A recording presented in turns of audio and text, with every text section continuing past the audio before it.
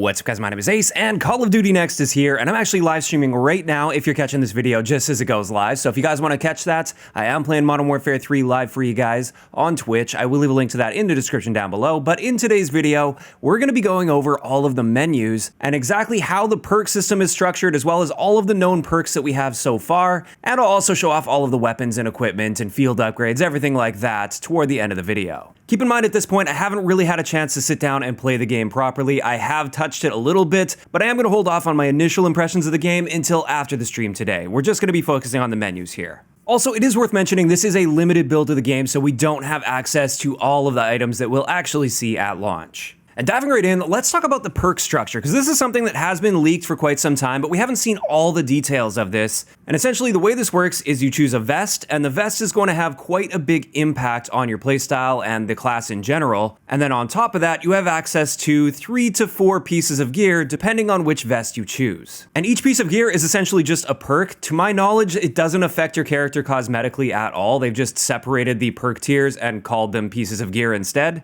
But let's first focus on the vests before we get into the perks, because they have a much bigger impact on your setup. And we'll start this off with the infantry vest. With this one, it increases your attachment duration, and it reduces your refresh time, so it's basically the double time perk. And they also mentioned that if you equip it with the running sneakers, which we'll get into in a little bit, then you'll get the effects of lightweight boots instead. So that just prevents things from stacking, because you'll see with the running sneakers, that also has an effect on tactical sprint, and they wanted to ensure that things don't stack. It's also worth noting with this particular vest, you get access to gloves, boots, and just one piece of gear. You'll see that the vests do behave different in this area. Next, let's move on to the engineer vest, and with this one, you can see we get that extra piece of gear, so essentially 4 perks if you use this particular vest. And with this, it allows you to spot enemy equipment, field upgrades, and kill streaks through walls.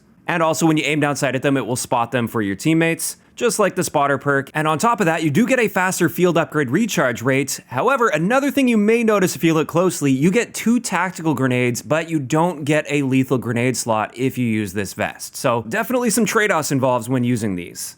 After that, we have the gunner vest, and with this one, you deploy with maximum ammo and you get increased reload speed, so basically fast hands. However, you'll notice you can't use boots if you use this vest, and you also don't get that additional piece of gear, so you only get gloves and 1 piece of gear if you decide to use this vest. And then finally, within the build that we have access to at least, we have the demolition vest, and with this one, it allows you to resupply lethal and tactical equipment every 25 seconds, so it's the resupply perk. On top of this, you have access to 2 lethal pieces of equipment, and you don't lose access to your tactical equipment, by the way. However, again, you don't get that additional 4th gear slot. You just get gloves, boots, and 1 piece of gear. So there we go, that's going to wrap it up for all of the vests that we have access to in this build. There are definitely going to be plenty more of these in the full build of the game. Now let's move into the individual pieces of gear, or perks essentially. And we'll start this off with the gloves. First up, we have the quick grip gloves, which just give you increased weapon swap speed, so not really a super powerful perk by any means. Then we have scavenger gloves, which are just basically the scavenger perk. When you kill enemies, you can pick up a scavenger pack and replenish ammo.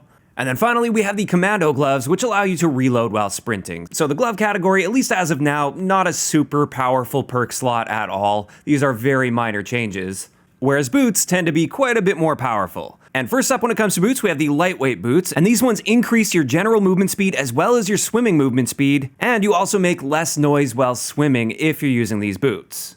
Then we have climbing boots, which increase your climbing and mantling speed, and you also take reduced fall damage when using these.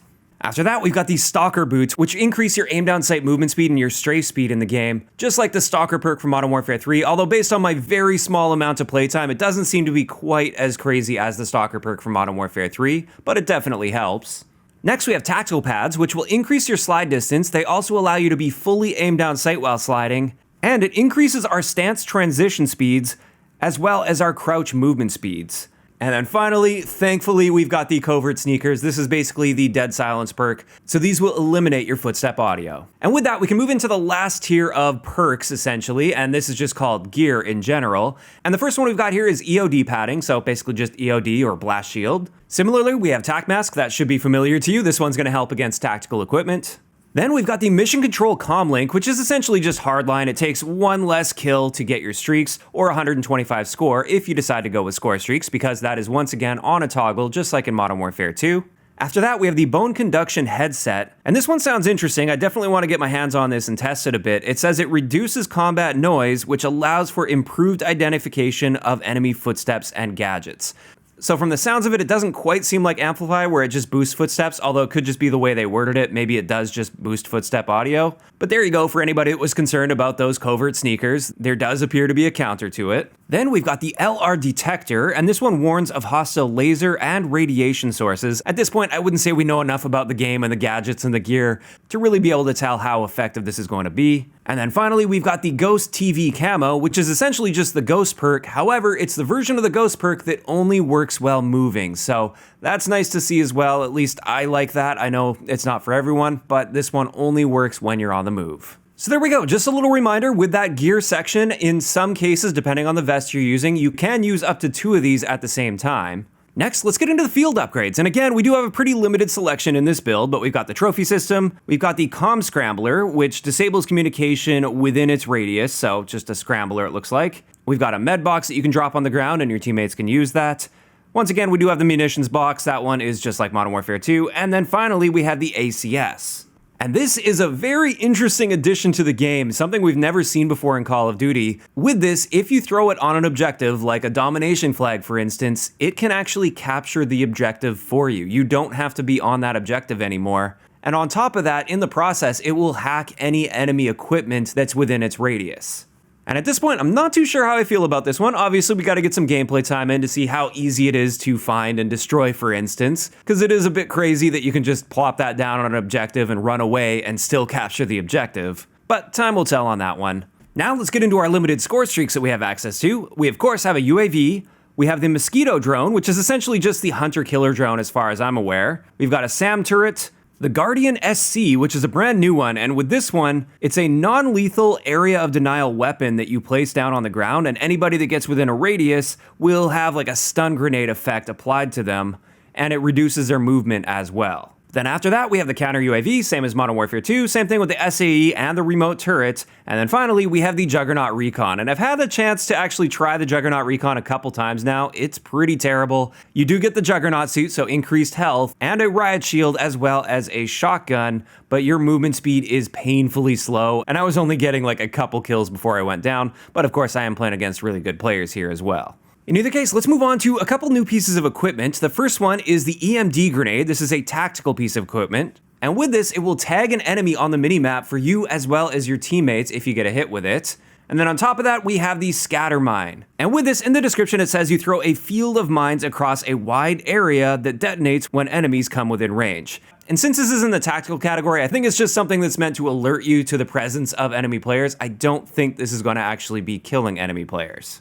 And with that, I just wanted to finally blast through all of the weapons that we have access to in this build of the game. Again, this is a limited list, but for assault rifles, we have the SVA 545, the MTZ 556, which is based off the CZ Bren 2, and the MCW or ACR. Then for battle rifles, we have the MTZ 762 as well as the Bass B. Finally, the Sig Spear is in the game.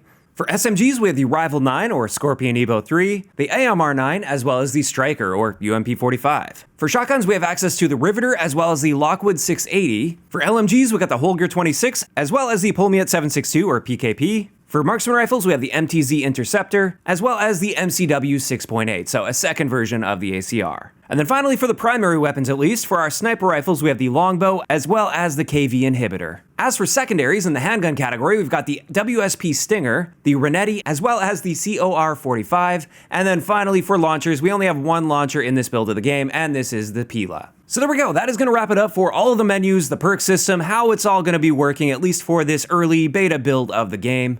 Again, this is quite a limited list, but it should at least give you a good indication of how things are going to be playing out. Overall, I am happy to see a perk system where we no longer have to charge things up over time. So far, it's looking pretty good. I like the idea of trade-offs with those vests as well. But of course, I need to get more hands-on time with it. Again, if you guys want to see me playing live right now, I am streaming at CoD NEXT. And again, I will leave a link to my Twitch channel in the description down below. If you enjoyed the video, a like rating is always appreciated. And don't forget to subscribe for more if you haven't already. I'll talk to you guys next time.